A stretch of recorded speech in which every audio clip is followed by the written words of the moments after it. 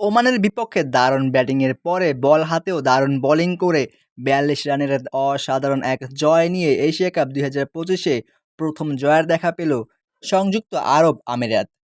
Asia cup ২০২৫-এর সপ্তম ম্যাচে ওমানের বিপক্ষে আগে ব্যাট করতে নেমে নির্ধারিত ২০ ওভারে ৫ উইকেট হারিয়ে ১৭২ রান সংগ্রহ করে আরব আমিরাত, যেখানে আমিরাতের হয়ে সর্বোচ্চ ৬৯ রান করেন মোহাম্মদ ওয়াসিম ও ৫১ রান করেন আলিশান শারাফু।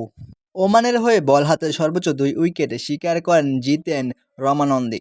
১৭৩ রানের লক্ষ্য তাড়া করতে নেমে ১৮ ওভার ৪ বলে মাত্র ১৩০ রান সংগ্রহ করতেই অল আউট হয়ে যায় ওমান, যেখানে ওমানের হয়ে সর্বোচ্চ ৩২ বলে ২৪ রান করেন আরিয়ান বিশত ও ১০ বলে ২০ রান করেন জাতিন্দার সিং। বল হাতে আমিরাতের হয়ে দারুণ বোলিং করে সর্বোচ্চ ৪ উইকেট শিকার করেন জুনায়েদ সিদ্দিক এবং ২ উইকেট করে শিকার করেন হায়দার আলী ও মোহাম্মদ জাওয়াদুল্লাহ।